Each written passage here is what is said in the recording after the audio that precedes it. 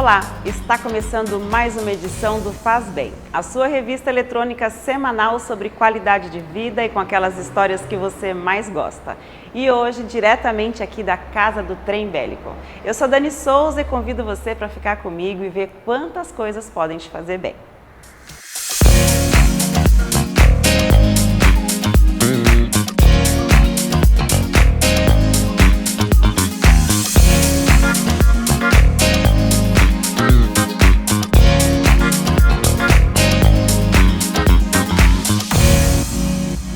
Dias mais frios e chuvosos, muita gente se lembra daqueles menos favorecidos. Pessoas que muitas vezes estão bem do nosso lado, mas que precisam contar com o apoio do poder público para ter uma vida mais digna. O Faz Bem foi conversar com a atual secretária de Desenvolvimento Social de Santos, a Audrey Clays, e conhecer um pouco mais sobre as suas histórias, seus projetos e sobre a campanha do agasalho. E quem fez isso pra gente foi a nossa repórter Nara Assunção, que estreia no programa hoje.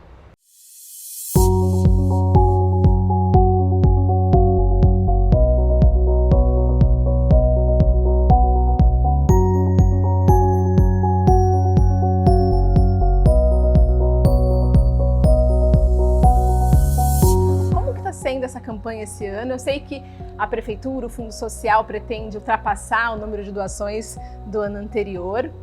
Então, como que está sendo feita a campanha, essas ações? Perfeito, Nara, muito obrigada. A campanha ela é essencial, não só para esse período de inverno, onde ela é intensificada, né, por conta das baixas temperaturas, mas a gente fala que a campanha acontece nos 365 dias do ano, porque tem sempre uma pessoa sendo acolhida nos nossos abrigos, principalmente aquelas que chegam com a roupa suja, querem tomar um banho, chegam ao nosso Centro Pop, que é um equipamento de portas abertas, onde recebemos pessoas em situação de rua todos os dias, então é aquela acolhida. Tomar um banho, respirar, pôr uma roupa seca, nova, porque tem esse detalhe, Sim. né, Nara? Muitas pessoas sim têm esse sentimento de que eu preciso olhar o meu guarda-roupa, olhar aquela vestimenta que eu não uso mais, só que ela está em boas condições. Então é essa roupa que eu vou escolher para doar àquele que mais necessita. Esse ano, essa campanha do agasalho traz um tema bem importante, né? Que é nesse inverno, doe amor para quem precisa, né? E aí, o papel da secretaria também vem, né, dessa parte que é importante a gente falar. Como que esse amor chega para essas pessoas que precisam? De que forma esse material que é doado o ano inteiro, e principalmente nessa época, chega para as pessoas em situação de rua ou em vulnerabilidade social, né? Qual é o papel da secretaria nesse processo? O Fundo Social de Solidariedade recebe essas roupas ali na Avenida Conselheiro Nébias ou então em qualquer ponto de coleta, que nós temos vários parceiros, farmácias, supermercados, diversos estabelecimentos comerciais abraçam a campanha e chega ao fundo, é feita uma triagem e os nossos abrigos, eles solicitam essas peças. Então, por exemplo, abrimos um abrigo emergencial, mais um, para mais 20 vagas em nossa cidade e é um abrigo para homens. Então a gente tem uma necessidade maior de receber roupas masculinas, porque a maior parte dessas pessoas em situação de rua é o homem. Nós temos os homens, a preocupação maior, que começam naquele vício do álcool, da droga ilícita, e aí a gente precisa acolher. E essa acolhida precisa ser rápida, Nara, né? Por isso, esse acesso à informação por parte da população, quais os equipamentos da Secretaria de Desenvolvimento Social, qual a importância do CRAS, que é o Centro de Referência da Assistência Social, que nós temos 8 em nossa cidade, mais 2 NIAs, que são os braços, as ramificações para esse equipamento, que vai fazer uma análise desta família. Quais são as necessidades, as fragilidades? Essa família tem direito a ser inserida em algum benefício eventual que vai manter essa família no período de maior dificuldade que ela tem? vai mandar essa família para um curso de capacitação que a secretaria tem. Então, a gente precisa fazer com que a população tenha o acesso à boa informação. Muitos nem conhecem a Secretaria de Desenvolvimento Social. Então, por isso que a gente precisa propagar a boa informação. Eu digo, Nara, salva vidas. Não dê dinheiro, ofereça ajuda de verdade. Ligue 153. Vocês estão com uma campanha, a Secretaria está com uma campanha de conscientização para a população, ao invés de fazer uma doação esporádica, isolada para pessoas em situação de rua, que ligue para o número da Secretaria 153. Mas eu acho que falta ainda um conhecimento de como funciona esse serviço. E eu sei que é algo polêmico, que recebe muitas críticas, né, por fazer esse pedido de não doação ali, que a pessoa às vezes quer ajudar com um prato de comida, com uma roupa mesmo. Como que funciona esse serviço? É importante falar, Nara, que ao chegar na secretaria, hoje estou aí por volta de 70 dias, nós tínhamos nas mãos uma pesquisa que apontava que mais de 70% das pessoas que moram em Santos desconheciam o telefone 153, que é um telefone que cai no Centro de Controle Operacional, é um telefone nacional conhecido pela operação da Guarda Municipal, mas que em Santos foi unificado com os demais serviços municipais. E a abordagem social, então, faz parte também desse atendimento, né? Que é direcionado quando a pessoa liga, olha, tem uma pessoa em situação de rua aqui próximo ao meu comércio, à minha casa, e está querendo ajuda. Neste momento, a abordagem social, que trabalha 24 horas, é acionada. O que a gente quer com essa campanha, a intenção principal é que a população conheça os nossos serviços. Porque quando você doa um alimento de forma isolada, você ajuda naquele momento. Mas se você faz a doação no coletivo ao lado da prefeitura, que é justamente o que nós queremos, em nenhum momento a gente fala, não dê o alimento de forma isolada. O que quer dizer isso? Você tem um grupo voluntário? Você tem um grupo solidário?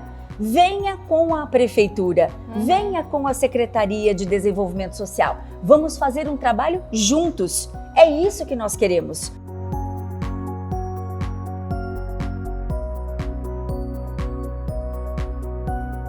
Então, se você quer se envolver nesta grande rede de apoio, procure o Fundo Social de Solidariedade, que fica na Avenida Conselheiro Nébias, 388, para que você também faça parte dessa imensidão do bem. É isso. Venha com a gente, porque com certeza você vai ajudar a salvar vidas. Muito obrigada mais uma vez, Eu que agradeço.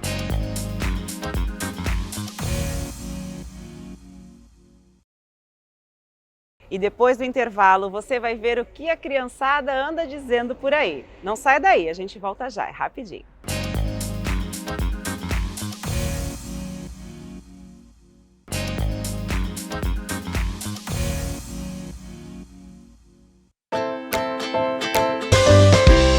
Boa parte do início da história da nossa cidade de Santos começa aqui na Casa do Trem Bélico, por isso que hoje a gente vai bater um papo com o André, que é diretor de empreendedorismo e economia criativa aqui da cidade. E a gente já estava conversando um pouquinho antes de gravar, passeamos aqui pela casa. Quanta história tem para contar, né, André? Nossa, muita história. Um prédio realmente, de fato, que remonta 1600 em diante. A história da cidade passa pelo prédio. E claro, não poderia ser diferente, a preservação que a prefeitura fez do patrimônio público e ressignificou o patrimônio público para ter mais utilidade ainda. E hoje, pelo que a gente estava conversando aqui, todos os espaços estão sendo muito bem aproveitados, né, nessa questão de economia criativa, incentivar os artesãos de Santos, da Baixada Santista como um todo. E eu queria que você contasse para o pessoal quais são as ações que acontecem aqui. Olha, a Casa do Trem Bélico, ela abriga dois grandes projetos da Secretaria de Empreendedorismo, Economia Criativa e Turismo aqui da cidade de Santos. Tem a Casa do Artesão, que é um espaço para qualificações, oficinas, capacitações em novas técnicas de artesanato e de arte. E tem a Loja Colaborativa do Feito em Santos, que é um espaço para vendas, exposições de produtos E claro, temos também, junto com a loja colaborativa, o Espaço da Arte, que é esse que nós estamos aqui agora, com vários artistas da cidade expondo seus produtos. Inclusive, se a pessoa quiser se aprimorar, né, vocês têm ações pontuais aqui, de cursos, de tudo que vocês oferecem, porque a gente sabe que aqui em Santos, na Baixada Santista, acontecem muitas feiras, né? Então a gente se surpreende ao ver tantos artesãos, tantos artistas oferecendo coisas tão delicadas. Eu vi aqui peças em madeira, quadros, roupas, bom, tem de tudo. Então esse aperfeiçoamento também é uma questão que a prefeitura oferece para as pessoas que querem fazer disso, de repente, não só uma renda extra, né? Muitas pessoas vivem disso, né, André? Absolutamente. A prefeitura, desde aí 2015 para cá, o nosso prefeito Rogério Santos vem trabalhando muito forte na área da economia criativa, para incentivar a economia criativa na cidade. E claro que isso passa por um processo de aprendizado, passa por um processo de melhoria do produto, de melhoria do modelo de negócio. E essa é uma grande missão aqui também da Casa do Artesão e do Feito em Santos. Melhorar o produto, melhorar o modelo de negócio, inovar, para que as pessoas possam estar constantemente vendendo e vendendo bem.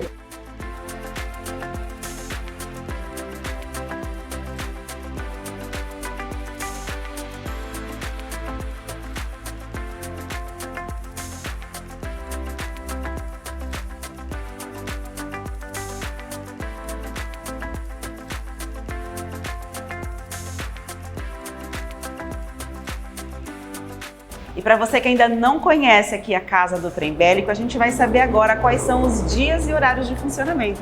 Vamos lá, a Casa do Trem Bélico funciona aqui de quarta a sábado, das 10 da manhã às 16 horas. Então pode vir aqui conferir e traga um dinheirinho para também comprar e gastar aqui também com os nossos artesãos. Com certeza. E a última pergunta, aquela que não pode faltar, te faz bem cuidar disso, ver o crescimento desses artesãos, ver como a prefeitura tem se preocupado com esse crescimento, com essa evolução da economia criativa aqui de Santos? É uma realização para mim profissional e pessoal. E para a prefeitura, uma meta atingida. E que ainda tem outras a serem atingidas nessa área, nesse campo, mas nós evoluímos muito. A prefeitura ressignificou a área de economia criativa na cidade e com certeza vai trabalhar ainda mais e melhor. Que bom. Obrigada pelo bate-papo. Imagina. Eu que agradeço.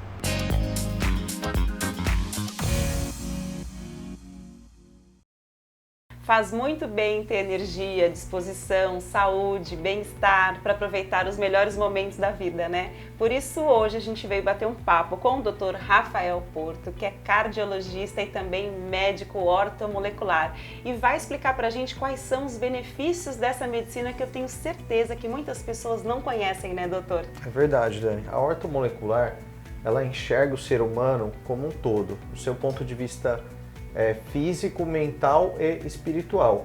E ela busca o equilíbrio químico do corpo, já que o nosso organismo ele está em constante desequilíbrio, com o estresse do dia a dia, a nossa alimentação, a falta de sono. Então, a partir de vitaminas, minerais e antioxidantes, a gente consegue restaurar esse equilíbrio e prevenir não só doenças, mas o envelhecimento também.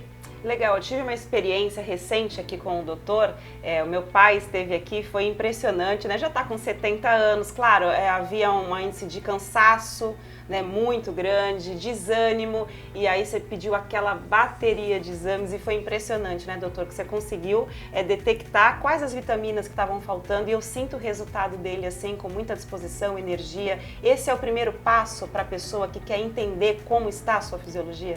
É exatamente isso. No consultório a gente avalia as queixas dos pacientes e a partir das queixas a gente já pressupõe qual vitamina está deficiente no seu organismo. E aí a gente pede os exames de sangue. A partir dos exames de sangue a gente consegue medir essa desnutrição, ver qual mineral ou qual vitamina está faltando e ainda medir a inflamação, que a gente sabe que hoje todas as doenças estão relacionadas à inflamação.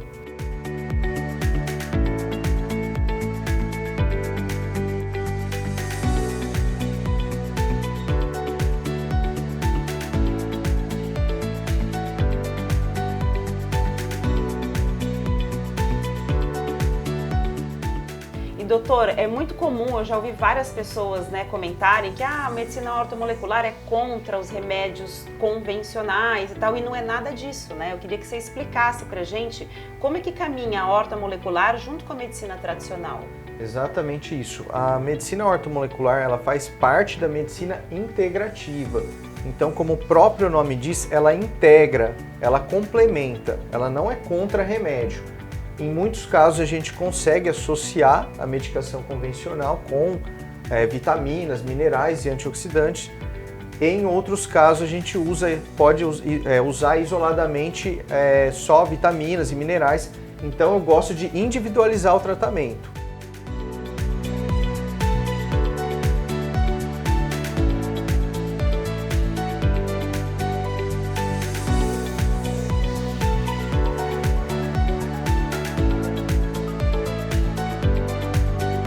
Foi um prazer ter você aqui com a gente no programa e fica a dica, né, para você de repente que está se automedicando ou acaba passando por cima, né, é só uma semana que eu tô cansada e isso já está se estendendo aí uma semana, 15 dias, um mês, meses, né, às vezes um detalhe tão simples pode fazer com que você se sinta melhor para realmente poder aproveitar tudo que a vida oferece pra gente de bom. E acho que energia e disposição é fundamental para tudo isso, né, doutor? Não é isso aí, né?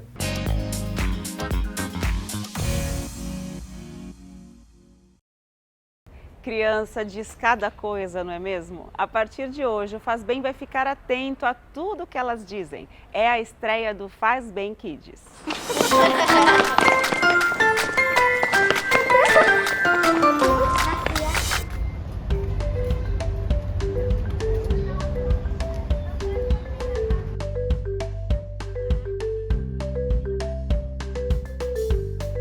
O que você faria para mudar o mundo? Não sei. Seu mundo de doce.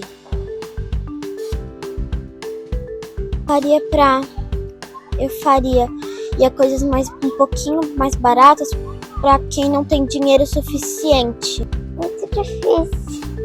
Acabaria com a poluição. Primeira coisa que vem na sua mente. Acabar com as doenças. Tirar o lixo. Eu faria que os animais fossem livres.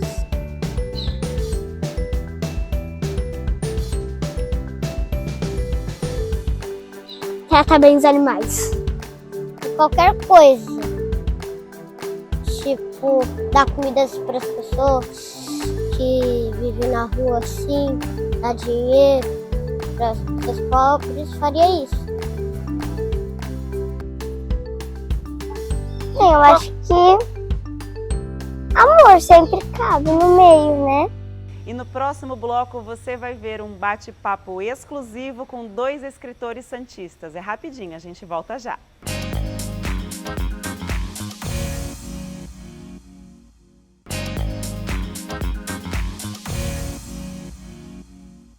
O Dia do Escritor Nacional foi comemorado na última semana de julho. Por isso, nessa edição especial do Orelha e Capa Dura, o Faz Bem foi conversar com 2 escritores santistas e falar dessa atividade tão importante, principalmente num país ainda com poucos leitores.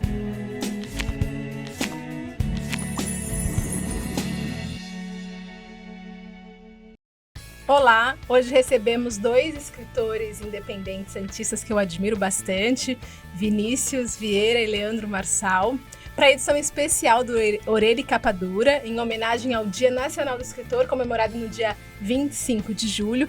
E a gente vai conversar um pouco sobre as obras literárias de vocês e também o cenário literário atual. A gente vive num momento onde a escrita independente é super marcante, né? E vocês são 2 representantes disso. Novos formatos também de publicação, novas possibilidades de distribuição dos livros. E a gente consegue ver, então, um novo caminho aí de leitores, escritores nesse universo, tanto no país como em Santos também, que tem uma presença forte no universo das artes e da literatura também. E aí, muito obrigada pela presença de vocês 2, Vinícius, Leandro. que agradeço. Uma oportunidade boa de estar falando de literatura, desse ofício tão solitário da gente, sempre estar falando com alguém da Tem alguém para né? falar, Tem alguém para falar sobre isso. Né? Obrigado por chamar, lembrar, e a gente tá aí. Obrigada a vocês pela presença. E eu já queria começar com uma curiosidade de vocês, pessoal, assim, de como que vocês se viram escritores, como que a escrita surgiu na vida de vocês e como que foi um pouquinho essa trajetória até o primeiro lançamento. Eu sempre fui um cara muito de texto, né? Desde que fiz faculdade de jornalismo, sempre gostei muito de escrever e tal, mas eu nunca tinha essa pretensão de ser escritor. Eu comecei a encontrar o meu caminho fazendo cursos de literatura, foi inclusive onde eu conheci o Vinícius.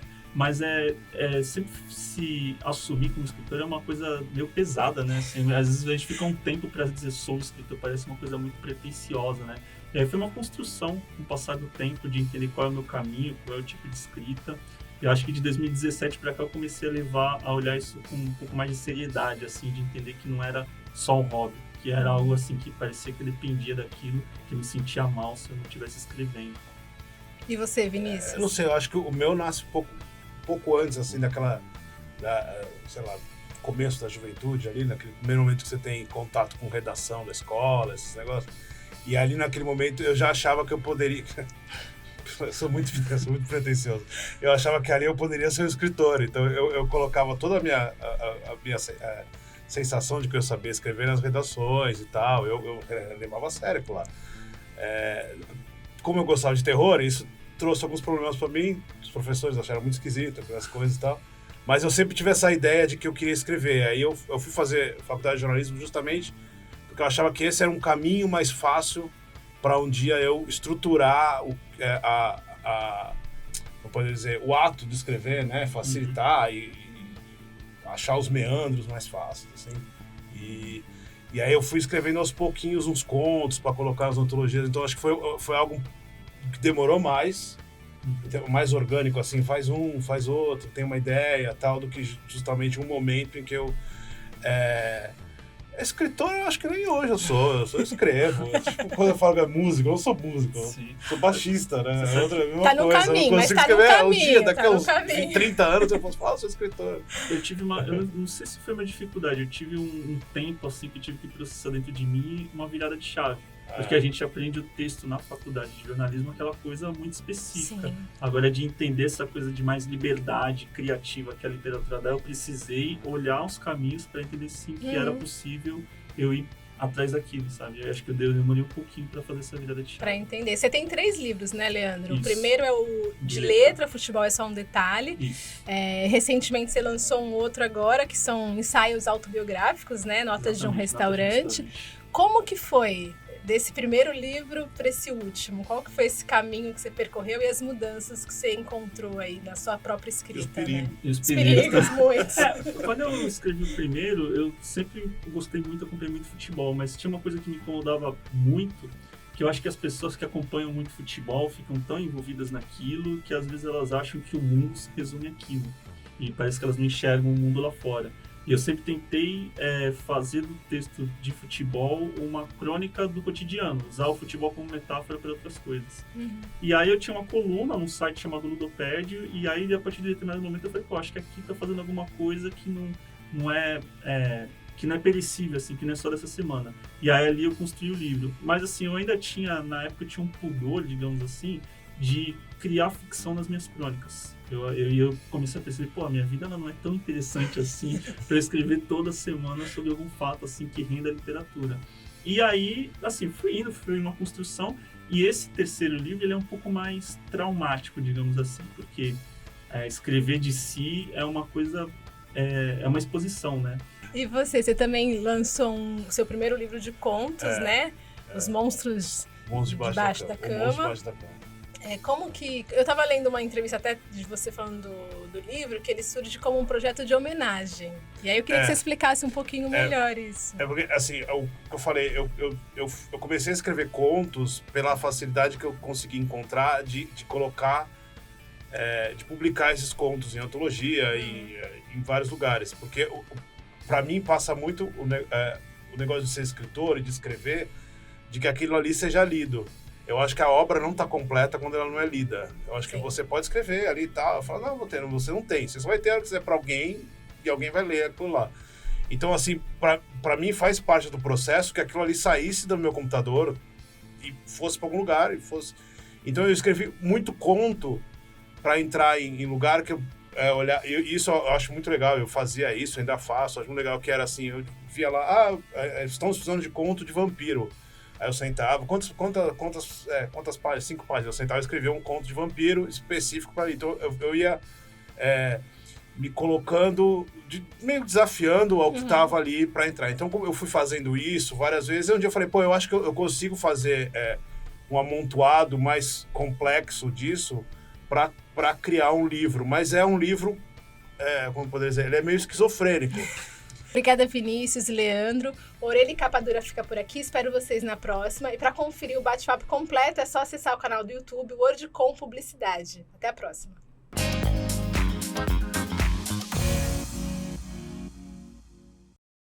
E o Faz Bem deste sábado fica por aqui. Nos siga nas redes sociais e envie um vídeo seu contando pra gente o que te faz bem. E não esqueça de dar a sua sugestão de nome para o nosso gatinho, o mascote do programa. Até o próximo sábado. Tchau, tchau. Me faz bem estar com a minha família e viajar. Jogar bola, né? Fazer esporte, estudar, não se perder na vida onde todo mundo se perde, né? Dar orgulho pra família. Eu gosto bastante de jogar futebol e me faz bem, me sentir em casa, sabe? Tudo que parte da natureza me faz muito bem. Ler livro, andar na praia, curtir o sol, o mar, estar perto dos amigos. Acho que o principal é isso aí, estar com a família sempre.